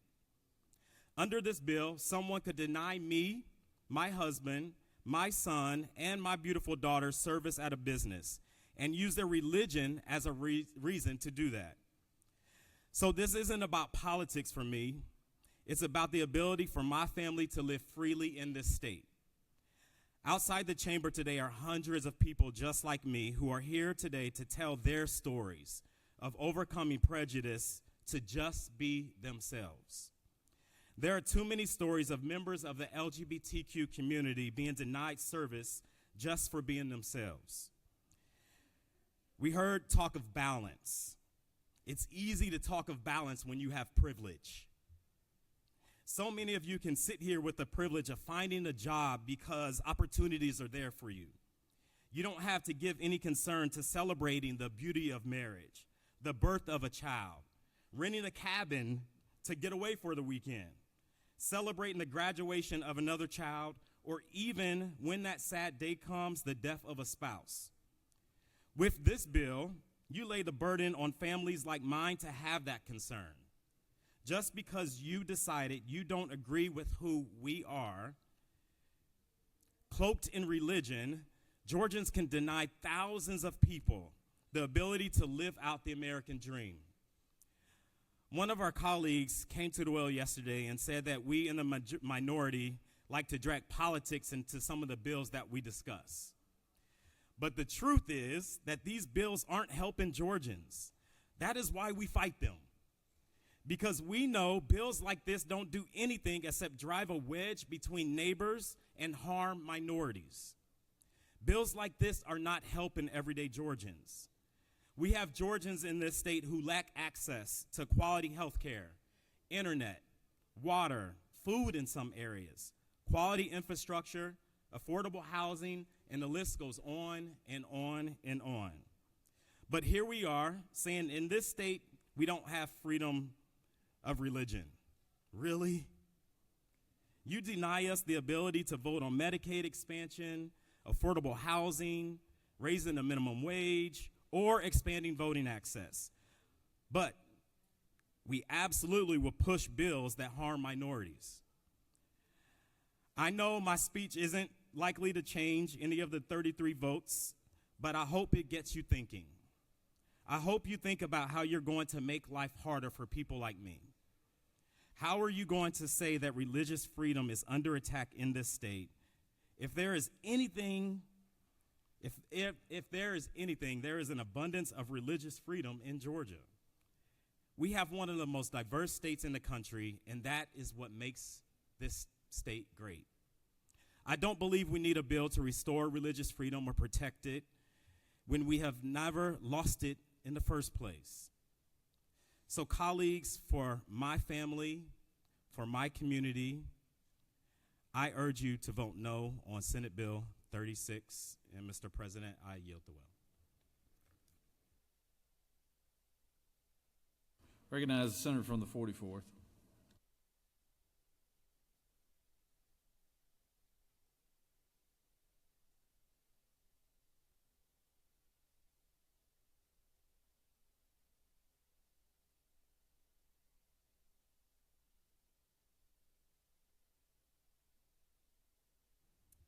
Thank you, Mr. President. I assume that most of us have seen the movie Groundhog Day. Bill Murray wakes up in the town of Punxsutawney, and has to go see the groundhog predict 6 more weeks of winter over and over and over again. Well, that is how I feel right now. We keep doing the same thing over and over and over, and we never learn. It is always, in the Georgia Senate, 6 more weeks of winter, and gays can still marry each other. Remember 2015 and 2016 when we debated a similar bill? Georgia was not the first to try such a thing, and the experience of states like Indiana with this kind of legislation was instructive around the country at that time. In Indiana, blowback was immediate after then Governor Mike Pence signed the legislation, and it was made worse when he could not deny that the new law would allow a business to discriminate against gay couples. CEOs from around the country decried it. Businesses announced plans to withdraw planned investments, and lawmakers quickly rushed a legislative fix to protect LGBT people from discrimination to Governor Pence's desk. We should learn from Indiana's example. Bills like this mean less economic investment for our state, fewer jobs, and a worse business climate for our companies. When a version of RFRA passed the General Assembly in 2016, then Governor Nathan Deal vetoed it, stating in part, "We should heed the hands-off admonition of the First Amendment to our Constitution. When legislative bodies attempt otherwise, the inclusions and omissions in their statutes can lead to discrimination, even though it may be unintentional. That is too great a risk to take." Colleagues, I agree with our former Governor Nathan Deal. But that's not the only reason to oppose this Groundhog Day bill. I oppose it also because it is an attempt to codify prejudice against those whose only crime is love. I'm against it because it is an attempt to shield discriminatory actions that come cloaked in a religious belief. The bill would make it harder for the state to ever prevent discrimination when the offender claims that religion is the reason for their action. Look, I'm certain that the author doesn't see it that way, and we've discussed it before over the years. I know supporters see it as a necessary step to prevent the infringement of a right that is central to our country's founding. I do not doubt their stated intentions. And I certainly agree that the free exercise guaranteed in our Constitution should be respected and upheld. But our Constitution, colleagues, doesn't need this help. So the effect is that this bill gives fortification to those who do not need it, and it makes many others in our state feel as if they are less than, inferior, and I will not be a part of that. We need to stand up to those that need our shield, not to arm attackers with a sword, because this bill today, given the lack of a civil rights statute here in Georgia, one of I think only 3 states to not have enacted a state-level civil rights statute, throws off that balance between religious freedom and discrimination. And I would purport to you that that is the purpose of this legislation. By the way, you know what happens at the end of Groundhog Day? Bill Murray learns to love the people he hated at the outset. Colleagues, I suggest that we should do that, and we should move on. Thank you, Mr. President. I'm happy to yield for questions or yield the well. You have no questions, Senator. Thank you. I yield the well. Recognize Senator from the 16th.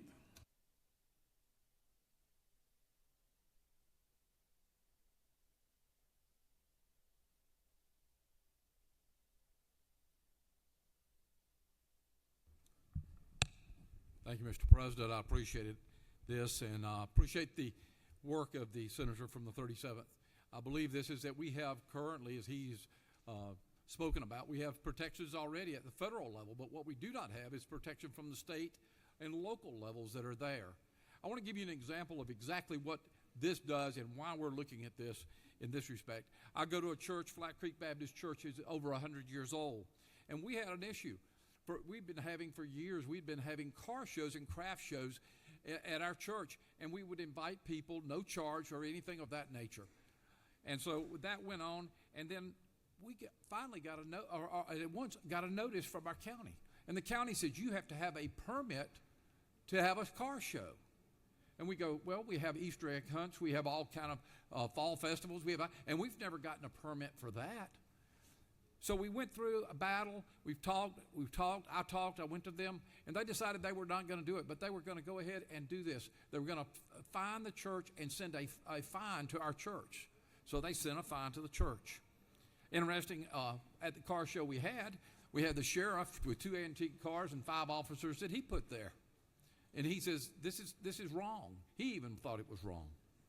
The county commissioners, after doing that, we decided that we would fight it. But our solicitor looked at this and he says, I will not bring a charge against the church for having a car show. This is wrong. This is why we need state and local RFRA to hold back, so that if they're going to do this, they have to show the highest standard of strict scrutiny and show a compelling government interest in a reason that they're going to enforce their law. That is the reason we need that. Not about discrimination. It is about keeping local and state government contained on issues dealing with religion and dealing with the church. And with that, Mr. President, I'll yield the well unless there are questions. You have no questions. Thank you, sir. All right. Any other senator wish to speak for or against the measure before we get to the minority report? Hearing none, recognize the senator from the 35th.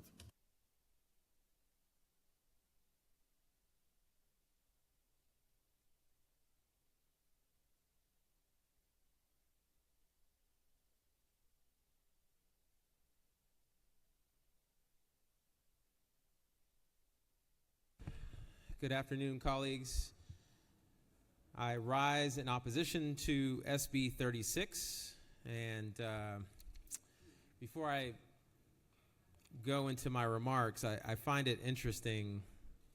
You know, we've become more active in filing these minority reports, and it seems to irk the majority because y'all tend to reference them more often than you used to. To that, I would say if you want us to file less minority reports, then one, pass better bills, but two, help us help you in committee by adopting some of our recommendations. And you won't hear anything hysterical or outlandish or unfactual from me. What you will hear from me, though, is concern about what's happening with RFRA, with religious freedom across this country, and how we could prevent those things from happening right here in Georgia, where our biggest asset is our diversity. I heard the author say that when RFRA is appropriately used, it's a great thing, and I agree. But in order to assure that it's appropriately used, you need to have adequate safeguards. And in Georgia, we do not have those safeguards. So let me talk to you about some facts. Yes, RFRA was passed 30 years ago, close to 40 years ago, with bipartisan support. Here's another fact. RFRA at the federal level has changed dramatically since then. It does not provide the same protections. And in fact, it is being used across the country to discriminate against people. It is also a fact that there are over 30 states that have RFRA laws in the books, but the vast majority of those states have a civil rights statute in place to protect against discrimination. Georgia is one of the handful of states that does not have a state-level civil rights law. Just a handful of states, and Georgia is one of them. So when the senator from the 37th says, well, if this was such a big deal, why did you wait until this bill was proposed to propose a civil rights law? That is simply not the reality. Because the reality is that we have been proposing, as Democrats, a civil rights law almost every single session. For the last 20 years, those calls have been ignored, those bills shelved, tossed aside, and they have not been acted upon.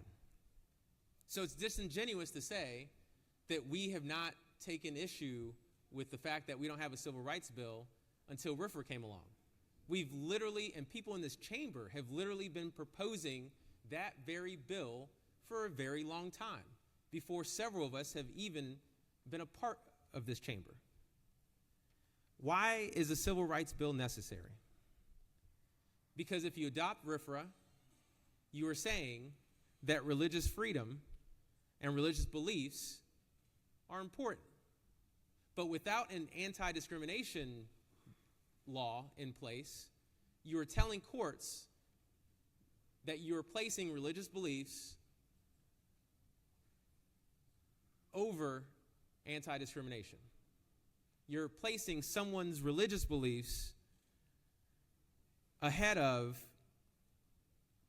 someone's interest to not be discriminated against. Let me give you some examples. In states without civil rights protections, a restaurant or a hotel could refuse to serve LGBTQ patrons.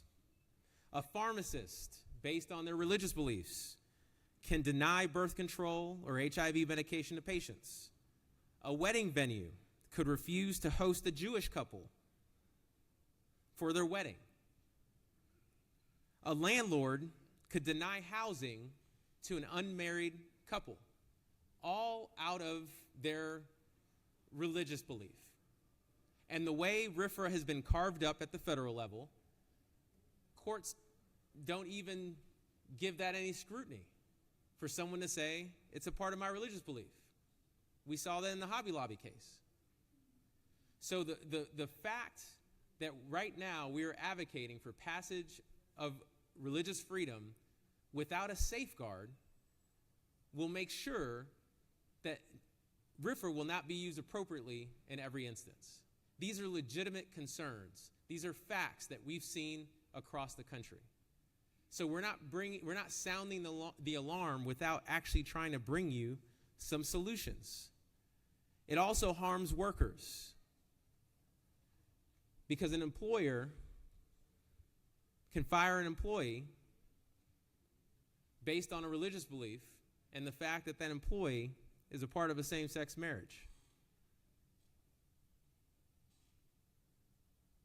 We've argued about LGBTQ rights in this chamber, and RFRA would certainly not protect those in the LGBT community without a counterbalance with a civil rights law. And if you think I'm, crying wolf, there's written documentation on this where proponents of this law have explicitly cited sexuality and gender identity as the reason they need RFRA, especially in states without state-level civil rights law. So, colleagues, my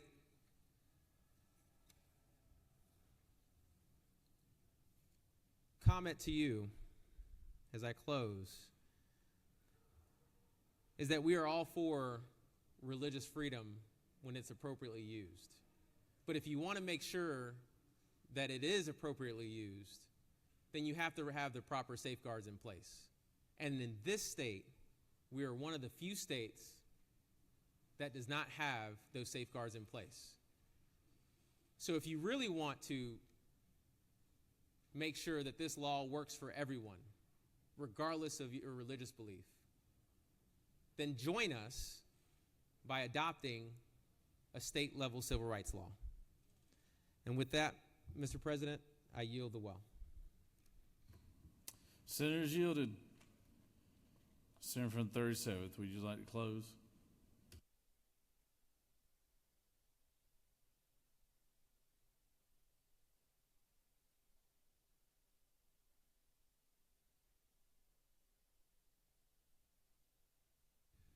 Mr. President, ladies and gentlemen of the Senate, I appreciate the civility of the debate here. I think these are things we want to be talking about, and these are, I'm going to try to address the presentation my seatmate, the senator from the 38th, the lady from the 44th, and the senator from the 35th remarks. I'm going to address those specifically, and then I'm going to wrap up with a story that kind of tells us why this really matters and kind of hammers home why this Senate Bill 36 really is important for Georgians and and why it's been adopted nationally as a model. You know, one of the accusations made, the claims made by the senator from the 38th about this is a free pass to discriminate, I know those are, that may be soaring rhetoric to some. That's simply not true. You know, what this bill does, it strikes a balance, and I'll tell you exactly how it does that. You know, there are a number of states that have passed state RFRA laws that have looked at local communities that have passed local civil rights ordinances and specifically wiped those out. That's what some other states have done. Other states have passed RFRA laws that have looked at local civil rights ordinances and receded and given them complete control and receded any interest that a person of faith might have to have a balancing test. What Senate Bill 36 does is it strikes the balance. It's right down the center. What Senate Bill 36 does is exactly what the federal statute does. It doesn't seek to wipe out the 18 local civil rights ordinances that we have in 18 communities around our state who have chosen at the local level, we're going to provide supplemental civil rights protections through our ability to pass local ordinances. 18 communities in Georgia have done that. This bill specifically does not seek to wipe those clean, does not seek to wipe those out. Whereas those communities have elevated a particular interest higher than other communities around them, the Religious Freedom Restoration Act recognizes that in those communities, this judicial balancing test that RFRA provides will weigh those interests in those 18 communities more heavily than in communities that don't have those local civil rights ordinances. But what RFRA does is rather than taking a person of faith as having essentially no legal protection, being completely naked, it simply gives people of faith, the basic level of protection that you would expect to have of a constitutional right. And in those communities that have elevated those interests higher, those would be balanced by the courts in a fair and appropriate way. I say that we're very careful in this RFRA law not to try to go after those in any way, take those out. If the intentions had somehow been to diminish the rights of the folks that have been referred to, whether it's members of the LGBT community or others, then this law would have, it does not. If that was our intention, this law would have done what some other states have done and said local ordinances don't apply. This law specifically does not do that. This law is seeking to be fair and balanced. What this law also does, though, it does not say that if there is a local ordinance, that rules and the person of faith has no interest and no protection. You know, what the senator from the 35th alluded to, the idea of saying, hey, there's not an exemption for claims of discrimination, making this law somehow, in his words, bad. What that would mean is a claim, an allegation of discrimination with very, very little substance would completely wipe out a religious claim with tremendous substance. It would simply be exempted from any consideration. That doesn't make sense either.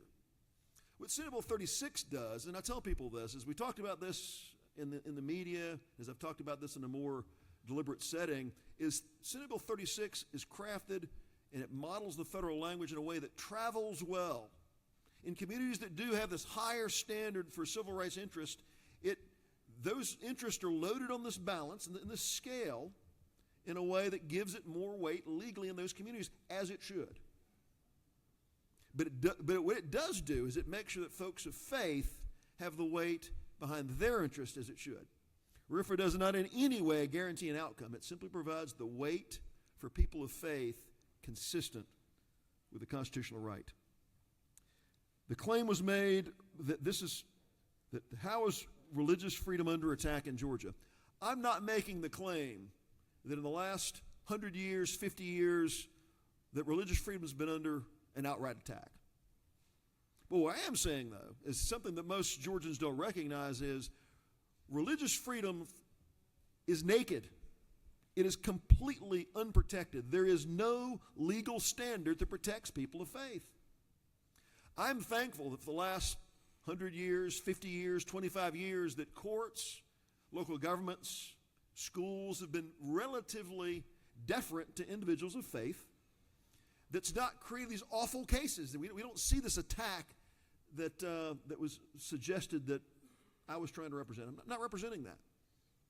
Courts have been pretty good over the decades. But what we see, as we look nationally, as we look around our state, there is no legal protection. People of faith have the lowest level of legal protection that exists in our legal system. What we're simply seeking to do is giving them the kind of protection that you have that's consistent with the constitutional right. That's all we're doing.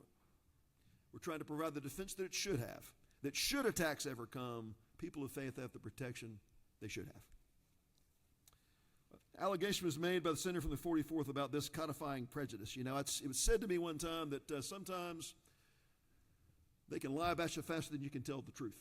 This is an interesting debate, friends, because it's hard sometimes to describe a legal standard when most of us go about our lives not in the world of the courts and constitutional rights. But the fact is that the Supreme Court in 1997, as we alluded to earlier in the Bernie decision, said that while the U.S. Constitution and the federal law enacted by Congress in 1993 protects people from federal government intrusion, states and states alone must act to protect people from cities, counties, schools, and public universities. Specifically, the Bernie v. Texas case, 1997, says only states can provide that kind of protection. So the contention that our Constitution does not need our help is simply not true. People of faith in all of our communities need this legislature to act with Senate Bill 36 in a balanced way we talked about, fair and balanced, to create this legal balancing test. Mr. President, as we wrap up debate, and there's been some discussion about there's no legal safeguards, allegations were made attacking our federal statute. We could go on and on and on and on and back and forth, but I will tell you that this protection that we're talking about here, this map that I showed you earlier showing where the United States is and where our states are, the protections we're enacting as a body today are protections that exist on every single federal installation. Every citizen in Washington, D.C. has this protection. Every citizen in Illinois, Massachusetts, Connecticut, Washington, no bastions of conservatism, have these protections. Every person on a military installation has this protection. And ladies and gentlemen, every single felons in our state prison system had the same highest level of protection through a 2000 law that was passed about institutionalized and imprisoned persons. All we're asking in this statute is that people in Georgia, law-abiding citizens, have the same level of legal protection that folks have in our prison system, that folks have in our nation's capital, that folks have in 39 of our states, and that, again, our prisoners have within our prison system. Friends, I'll conclude by reminding us that this does not put one law over others, but simply provides that balancing test. To balance these basic rights people know they should have with the interests of government. It doesn't get in the middle of private interactions. It's not between a shop owner and a customer. We could go point by point by point and back and forth on this, but this is important to pass. In fact, ladies and gentlemen, I'll wrap up with a story of Mary Steinmetz. In 2008, Mary Steinmetz was a Medicaid recipient in the state of Kansas. And Mary Steinmetz had cirrhosis of the liver and was qualified for a liver transplant. Now, Mary Steinmetz was also a Jehovah's Witness. And in her faith, they didn't believe in blood transfusions. Now, Mary Steinmetz found out that as she went and looked around that in the neighboring state of Nebraska, that in Omaha, Nebraska, she could get a blood transfusion. I'm sorry, she could get a liver transplant without a blood transfusion. In her own state of Kansas, the only liver transplants that were available required a blood transfusion. She says, you know what? I need a liver. I'm going to die if I don't get one, but I don't believe in blood transfusions. Well, under then Governor Kathleen Sebelius said, I'm sorry, we provide the service for you. Medicaid covers people within the state. You can go 50 miles outside the state, but you may not go to Omaha, Nebraska, because we just don't, that's just outside of our rules and don't need to accommodate you. Well, in Kansas in 2008, there was no law requiring this balancing test. And what ended up happening is, after a long legal battle, Mary Steinmetz died. She couldn't get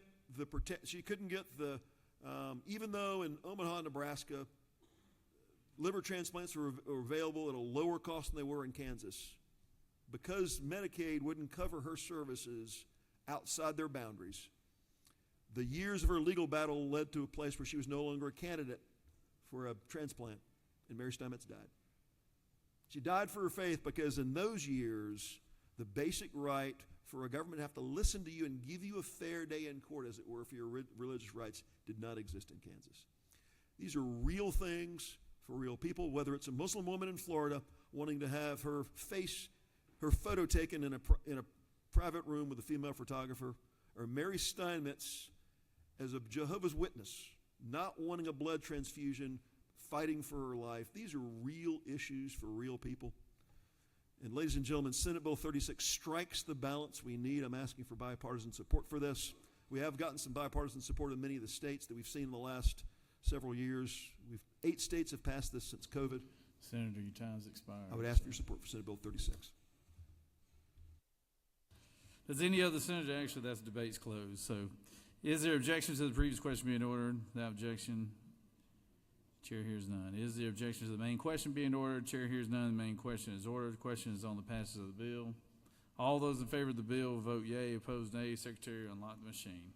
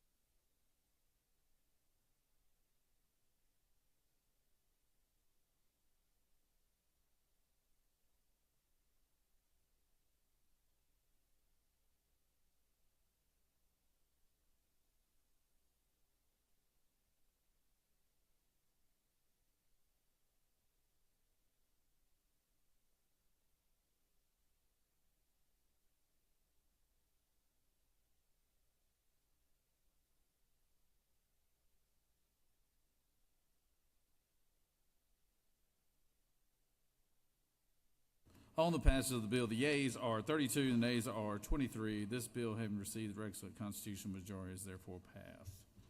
All right, we're going to break for lunch. So I know the pro tem's got lunch lined up for everyone, and we're going to break. And we'll try to reconvene here by 1:30. Senate will stand at ease.